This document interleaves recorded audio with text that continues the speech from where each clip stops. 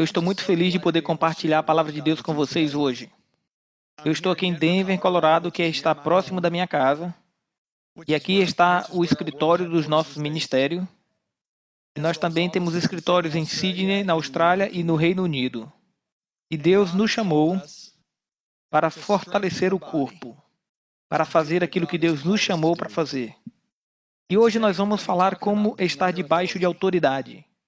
E isto está escrito em meu livro chamado Debaixo de Suas Asas. Nós vamos começar hoje a estudar em Romanos capítulo 13. No versículo 1 diz que toda pessoa... antes de eu ir adiante, perguntar, toda pessoa inclui você? Deixa eu perguntar, você está incluído aqui? E você diz, claro que estou. Que toda pessoa esteja sujeita às autoridades superiores. E leia a próxima parte com cuidado. Pois não há autoridade. Não há autoridade. Não existe autoridade legítima. Porque existe autoridades ilegítimas. E Paulo colocou isso bem claramente. Para autoridades ilegítimas não podemos nos submeter nenhuma hora. Porque não existe autoridade que não venha de Deus. E as autoridades que existem foram ordenadas por Deus. Por isso, quem resiste à autoridade, resiste à ordenação de Deus. E os que resistem trarão sobre si mesmo a condenação. Quando nós nascemos de novo, nós encontramos com Deus, através do nosso Senhor Jesus Cristo. Qualquer pessoa que se encontrou com Deus, se encontrou com uma autoridade. Porque Deus e a sua autoridade são inseparáveis. Eu vou fazer uma declaração corajosa aqui no início. Se você me mostrar uma pessoa que não se submete às autoridades, esta pessoa ainda não se encontrou com o Senhor. Eu tenho viajado e pregado o Evangelho em todos os continentes do mundo, exceto na Antártida. Eu descobri que as pessoas mais difíceis que tem para pregar, e o que eu quero dizer com isso são as pessoas que têm a maior dificuldade de receber as coisas de Deus, são as pessoas do mundo ocidental, especialmente os americanos. E a razão é fundamental. E a razão é porque nós somos um povo tentando entender os princípios do reino com a mente de um povo democrata.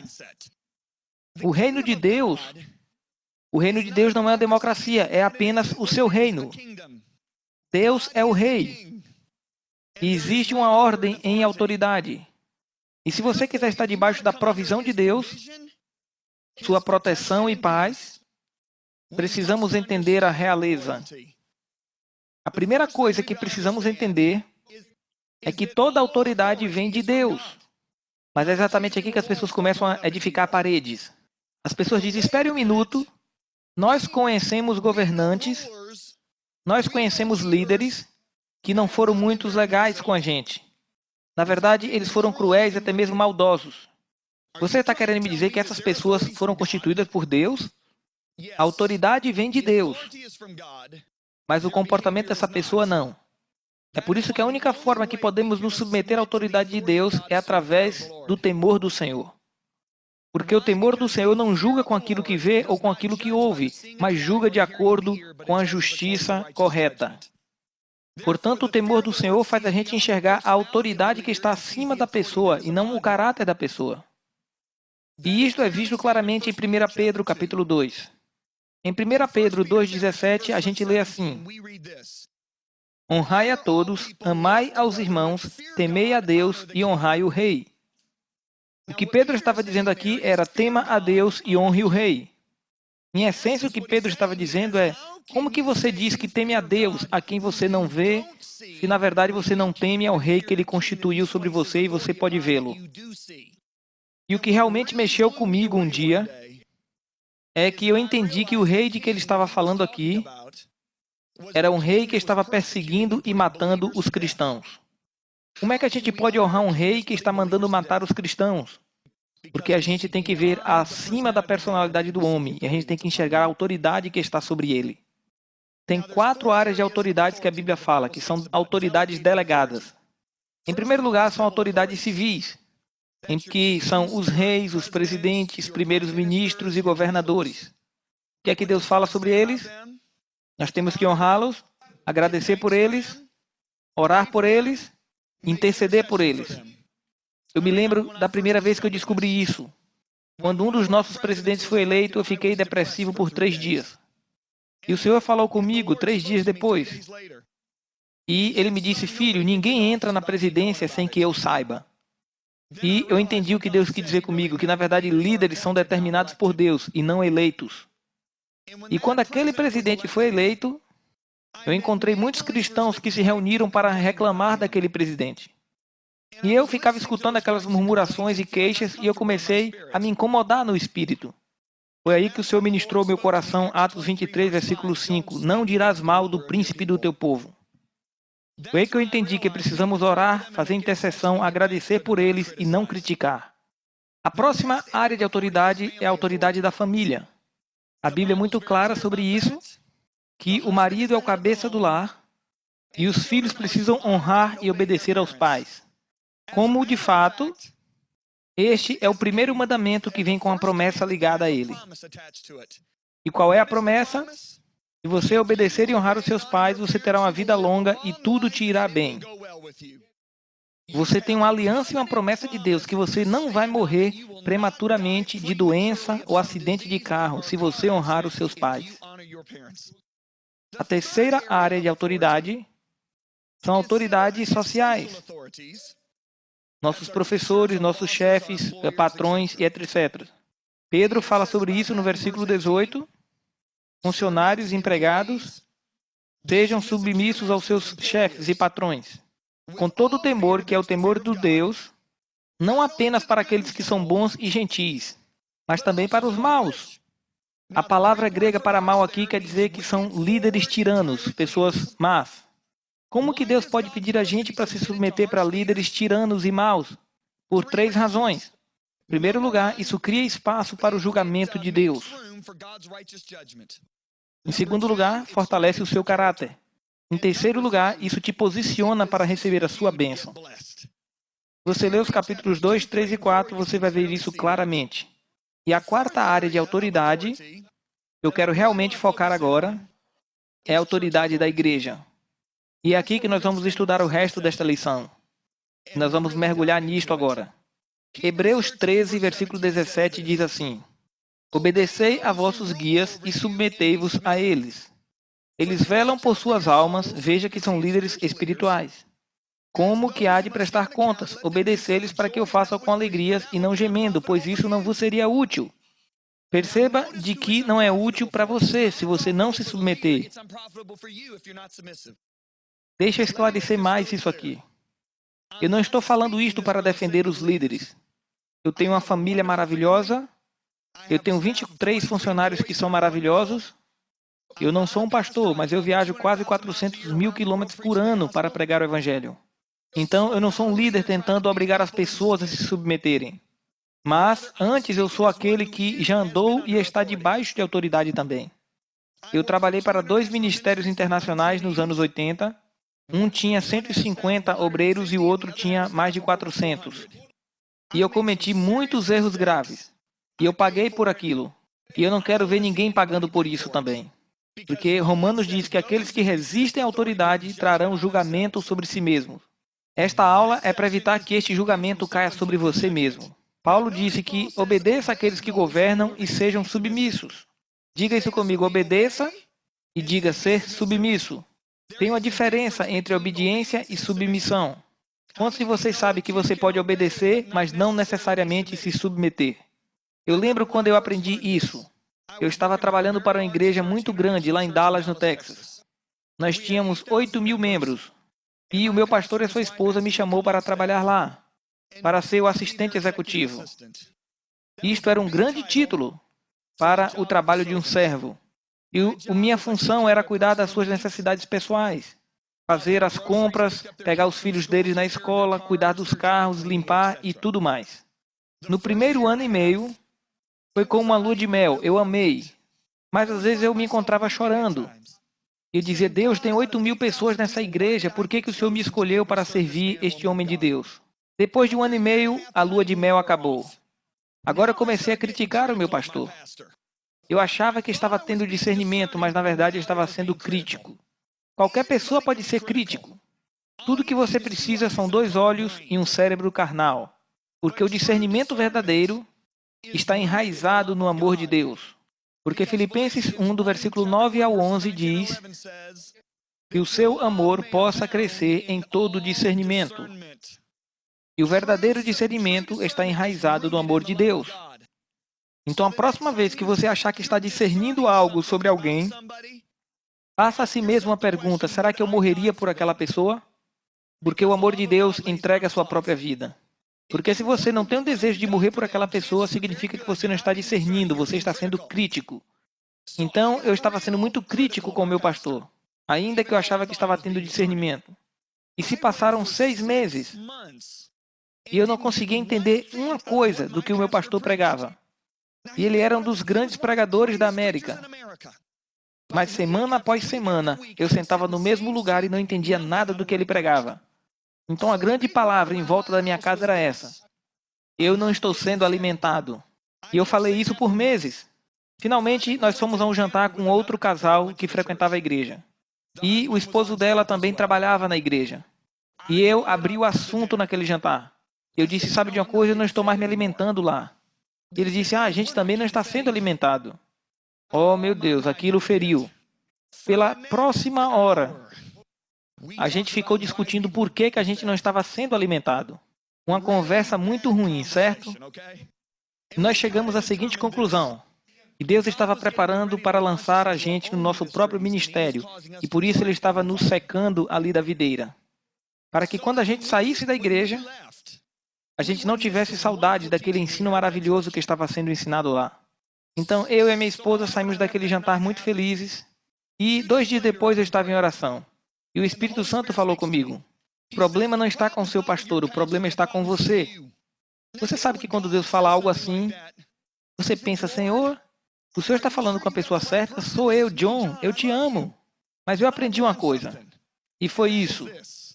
A Bíblia diz que quando Jesus retornar, nós seremos iguais a Ele. Está em 1 João, capítulo 3. E se a gente for ser igual a Jesus quando Ele voltar, isto significa que um de nós vai ter que mudar. E eu tenho novidade para vocês que não entendeu ainda a mensagem: não vai ser Jesus que vai mudar. Isto significa que a maior parte do que Deus vai tratar em minha vida vai ser me corrigindo, porque Deus corrige aqueles a quem Ele ama. Por isso que Paulo diz que devemos repreender, corrigir e exortar. A maioria disto é correção. Então Deus me disse: o problema não está com seu pastor, está com você. Eu perguntei: Senhor, qual o problema que tem comigo? E ele disse: filho, o que é que está escrito em Isaías capítulo 1, 18 e 19? Está escrito: se quiseres e me ouvirdes, comereis do bom desta terra. E eu falei: pare aí, porque aí está o teu problema. Eu disse: Senhor, eu estou sendo obediente, estou fazendo tudo o que o Senhor me mandou.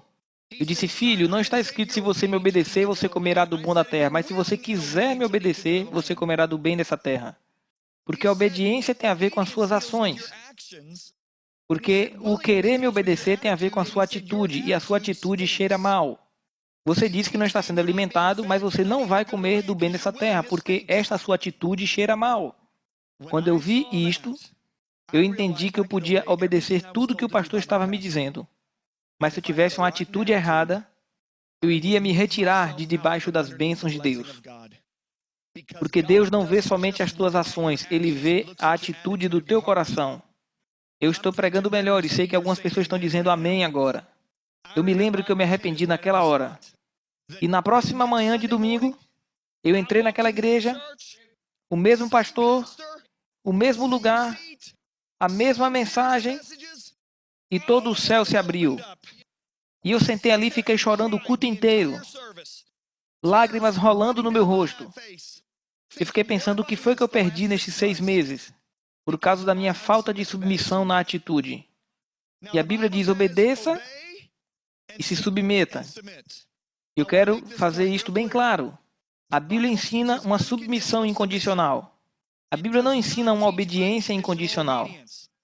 Só tem uma vez que nós não podemos obedecer à autoridade. É quando a autoridade nos manda fazer algo que é contrário ao que está escrito na Bíblia, na palavra de Deus. Sadraque, Mesaque e Abednego recebeu a ordem de Nabucodonosor para se dobrar cada vez que ouvisse a música tocar diante de um ídolo. E aquilo violava o 2º mandamento. Eles não se dobraram, eles não obedeceram à ordem do rei. E o rei ficou furioso e eles foram trazidos para o rei. Sadraque, Mesaque e Abednego olharam para o rei e disseram: Majestade, nós não vamos obedecer a sua ordem. Eles chamaram o rei de majestade porque ele tinha um respeito pela posição do rei. Eles não chegaram dizendo: você é um maluco, você é um louco, você acha que eu vou obedecer essa sua ordem? Eles continuaram com um coração submisso, ainda que eles não obedeceram a ordem de pecado. Agora abra comigo lá em Números no capítulo 12. Você vai amar isso aqui. Números capítulo 12. A partir do versículo 1. Então Miriam, antes de ir adiante, quem é Miriam? Ele é a grande irmã de Moisés. Ela também era uma profetisa. Então Miriam e Arão. Arão, quem é Arão? É o grande irmão de Moisés. E ele também é o sumo sacerdote. Então estamos falando de duas pessoas de peso que estavam no acampamento. 3 milhões de pessoas haviam nesta igreja. Nós estamos falando aqui sobre a grande irmã de Moisés e o seu grande irmão. Ela era profetisa e ele era o sumo sacerdote. Miriam e Arão falaram contra Moisés por causa da mulher etíope que este tomara, pois ele havia desposado uma mulher etíope. Então Miriam e Arão criticaram Moisés porque ele casou com uma mulher da África. Deixa eu te perguntar uma coisa, será que eles estavam certos no que estavam dizendo? A resposta realmente é sim, porque Deus não queria que seu povo se casasse com aqueles que não eram descendência de Abraão, porque ele estava preservando a semente. Antes de ir mais adiante, deixa eu te dizer, cada ensino do Antigo Testamento sempre está voltado para a cruz. Ou a cruz vai mudar aquela mensagem, ou ela apaga, ou ela deixa da mesma forma. O louvor passou do Antigo Testamento pela cruz e continuou o mesmo. O sacrifício do Cordeiro passou pela cruz e por ali se apagou. E o ministério profético passou pela cruz e foi revisado. Como que sabemos isso? Porque Hebreus diz que Deus falou aos pais através dos antigos profetas. Mas nos últimos dias ele tem nos falado através do seu Filho Jesus Cristo. E só há um mediador entre Deus e o homem, Cristo Jesus, homem. No Antigo Testamento, se você quisesse perguntar a Deus, você tinha que encontrar um profeta.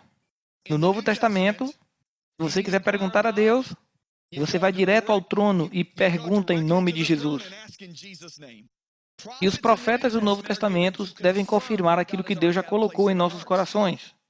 Nós não precisamos hoje encontrar um profeta para ouvir a voz de Deus. E todo o povo diga amém. Então o ministério profético foi revisado. Agora entenda que este ensinamento que não podíamos casar com um povo de outra raça se passou pela cruz e a cruz apagou isso. Por quê? Porque lá em Gálatas diz que não há judeu nem grego. E eu também posso adicionar italiano, chinês, indonesiano, paquistanês, indiano, africano. Por quê? Porque todos nós somos um em Cristo Jesus. Hoje não tem nada de errado uma mulher indiana se casar com um homem chinês. Ou um homem africano se casar com uma mulher italiana. Então tenho que esclarecer isso. Então o que Arão e Miriam estavam falando era correto. Eles estavam certos em falar que Moisés não podia se casar com a mulher etíope. Mas aqui é o que precisamos entender. Você pode estar 100% certo e estar errado. Veja o caso de Noé.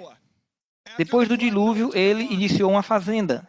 E eu acho que um dia ele ficou depressivo, porque ele foi o último ser humano da Terra, e ele se embebedou do fruto fermentado. Ele ficou tão bêbado que ele estava na sua tenda completamente nu. Um bêbado nu.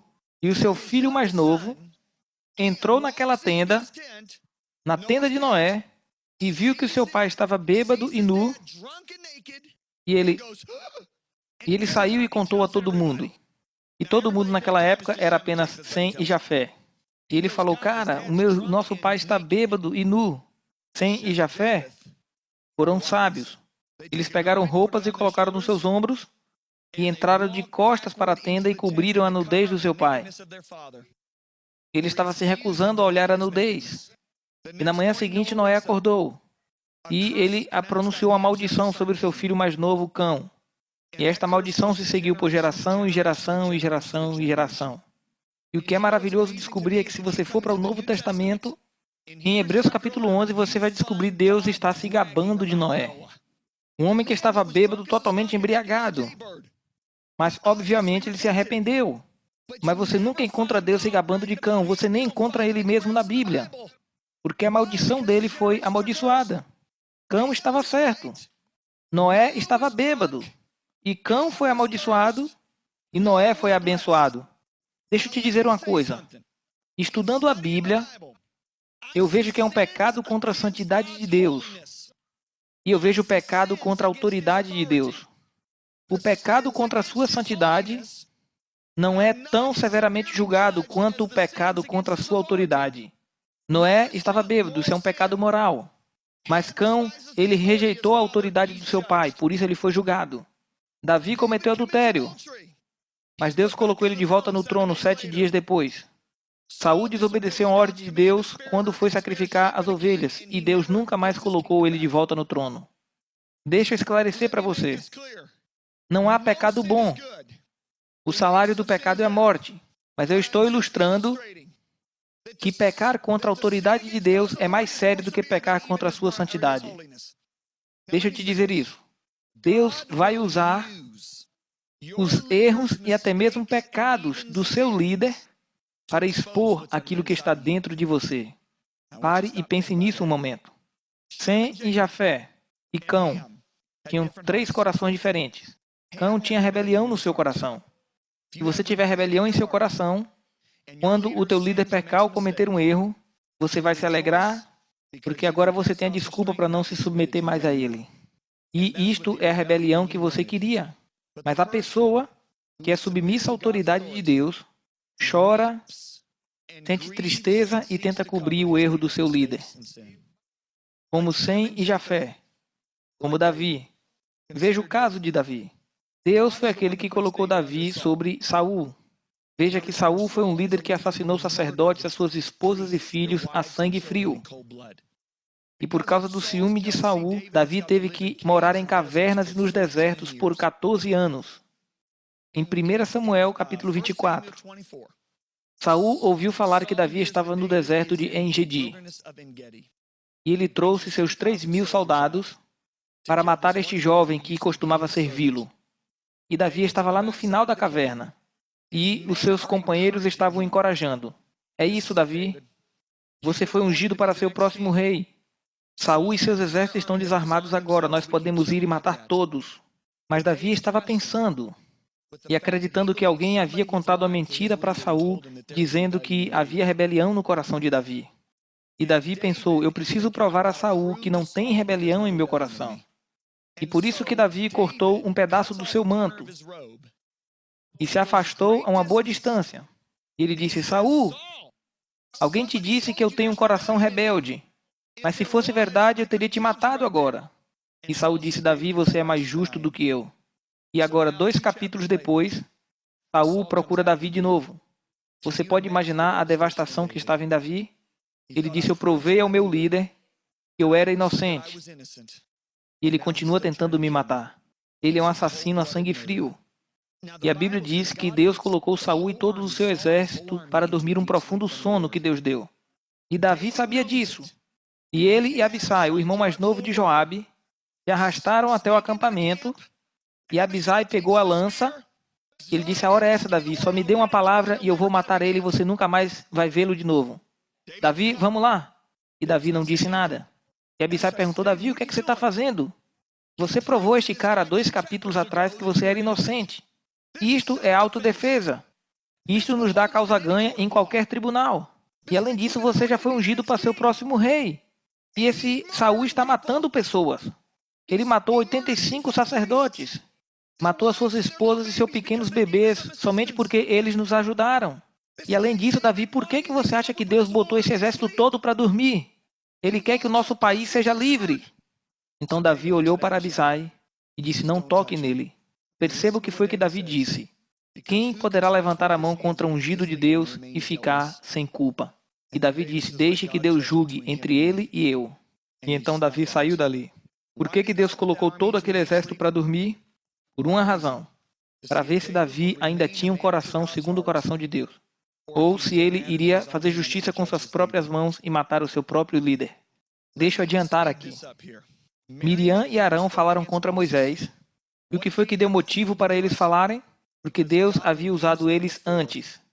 E eles permitiram que o dom que Deus deu a eles colocassem eles acima da autoridade de Deus. Eu não me importo qual é o dom que você tem.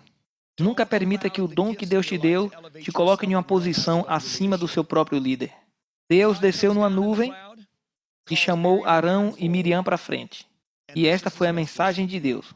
Por que você não temeu falar contra o meu servo? O que Deus falou para eles foi isso. Eu sou aquele que levantou Moisés. Onde é que está o teu temor a Deus? Quando a gente julga e critica os líderes que Deus colocou sobre nós, você está dizendo para Deus, Deus, o Senhor não fez um bom trabalho em colocar esse líder. Eu vou assumir daqui para frente. Então isto é um insulto ao caráter de Deus e isto é falta de temor a Deus. A presença de Deus se retirou e logo depois Miriam estava com lepra. Eu já estou no ministério há 20 anos e nunca falhou uma vez. As pessoas que começam a criticar, a julgar os ministérios, eu vejo eles caindo em problemas familiares, problemas financeiros, problemas ministeriais e etc. Nunca falhou. Eu me lembro a primeira vez que eu aprendi esta lição. De volta lá nos anos 80, eu fui trabalhar para um homem de Deus muito conhecido chamado Benny Hinn. Eu era o seu pastor de jovens. Eu não sabia muita coisa como ser um pastor de jovens. E eu ouvi falar que havia uma reunião de jovens muito boa em Louisiana. E eu viajei para Louisiana e passei uma semana lá observando como que funcionava aquele grupo. Eles tinham 1.000 adolescentes que vinham para aquele grupo jovem. E eles estavam crescendo rapidamente. Então eu fui para um culto deles que acontecia quarta noite. E eu vi que aqueles adolescentes estavam empolgados. Eles anotavam a pregação e o pastor de jovens pregava sobre a cruz. Falei, isso é maravilhoso. Então, no próximo dia, eu me reuni com os 4 pastores e eu perguntei por que este grupo de jovens cresce tão rápido. Eles disseram, é por causa das nossas festas, dos nossos grupos do lar, que nós chamamos de festa. Toda sexta-feira à noite, nós temos 118 festas acontecendo em toda a cidade. Nós não podemos tirar os jovens da escola direto para a igreja, mas podemos levar eles para uma festa. Então, naquela sexta-feira à noite, eu fui ver uma daquelas festas. Havia música tocando, havia salgados e os garotos estavam conversando.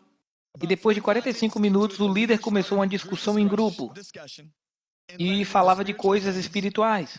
Depois ele fez o apelo e todos os jovens e adolescentes que estavam ali, que ainda não eram salvos, aceitaram a Jesus. Havia vários deles.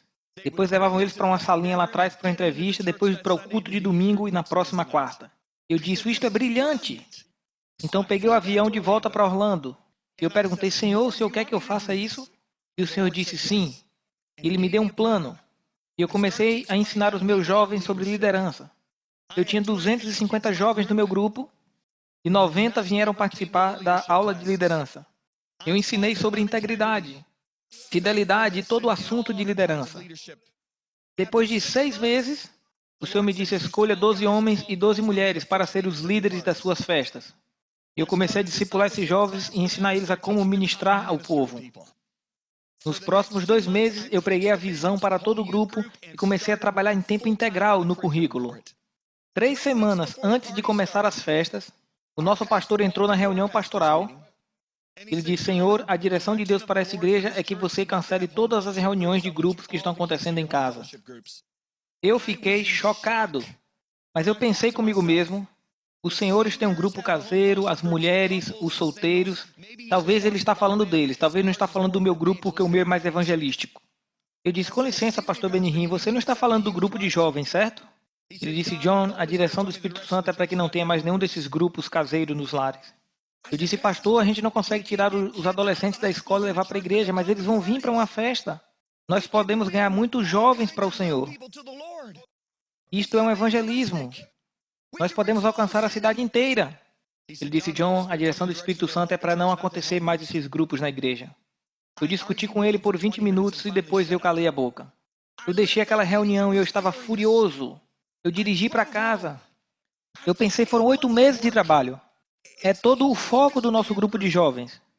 Ele está impedindo os jovens de serem salvos. Eu não vou conseguir tirar os jovens da escola e trazer para a igreja. Mas eles vão para festas. Eles vão ouvir o Evangelho. E eles vão ser salvos. O que será que ele quer dizer que o Espírito Santo disse que não pode ter mais esse grupo? Isto é um pesadelo. O que é que você quer dizer com isso? O Espírito Santo me disse. Se Deus me falou 8 meses atrás para fazer isso, eu entrei na minha casa. A minha esposa passou pela porta da frente. Eu disse, querida, você não vai acreditar, mas o pastor cancelou todos os grupos. Eu trabalhei nisso por 8 meses e ele cancelou. Ela me disse, bem, parece que Deus está tentando te ensinar alguma coisa. E ela saiu andando. Agora eu estava chateado com a minha esposa também. Para essa esposa insubmissa. Ela foi para o quarto e eu fui para a cozinha, para o caminho oposto. E eu sentei lá na cozinha. O Espírito Santo falou comigo. Ele disse, filho, qual ministério você está edificando, o seu ou o meu? Eu falei, estou edificando o seu. Ele disse, não, você não está. E eu comecei a discutir com o Senhor. Ele disse, filho, quando eu te coloquei neste ministério, eu fiz de você uma extensão deste homem de Deus. Porque eu só coloco uma pessoa sobre cada ministério. E quando você estiver no dia do julgamento, você não vai dizer o tanto de almas que você ganhou para mim, mas o tanto que você foi fiel ao homem que eu te coloquei para servir. Ele disse, filho, você pode ganhar todos os jovens da cidade de Orlando, na Flórida, e chegar no dia do julgamento, você ser julgado por rebelião e perder o crédito de todas as almas que você ganhou. Quando ele me disse isso, o temor do Senhor tocou em mim. Ele disse, se você continuar nesse caminho, você vai acabar dividindo a igreja. Eu corri para o telefone, telefonei para o pastor Benihim. Eu disse, Senhor, me perdoe. Eu estou em rebelião com Deus e estou em rebelião com o Senhor. Eu vou cancelar esses grupos imediatamente. Eu desliguei o telefone e o Senhor me perguntou, como que você vai falar agora para os seus líderes? E eu me vi naquela situação. Chegando para os meus líderes, eu ia dizer, jovens, eu sei que vocês trabalharam nisso por 8 meses, mas o pastor Benihim cancelou todos os grupos e as festas. E naquela visão, eu vi que todos eles iam fazer assim, o quê? Ah! Todos eles iam ficar com raiva do pastor Benihim. E eles iriam me ver como vítima.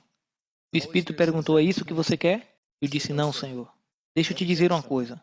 Eu tive que passar aquele teste. Senão, eu não seria o que eu sou hoje. Eu não estaria falando para você aqui hoje. Que a única maneira de ter autoridade é estar debaixo de autoridade. Mas alguém me disse, John, você orou por aquilo. E Deus falou para você fazer. Está certo. Ele fez. Ele fez isso para saber se eu iria obedecer a voz dele através do meu pastor 8 meses depois. Você quer me dizer que Deus vai mandar você fazer uma coisa para depois de 8 meses ele dizer a você para não fazer mais? Sim. Deus não falou para Abraão para fazer alguma coisa e 3 dias depois que Abraão iria fazer, ele disse para não fazer? Quando ele mandou sacrificar Isaac? Deixa eu te dizer uma coisa.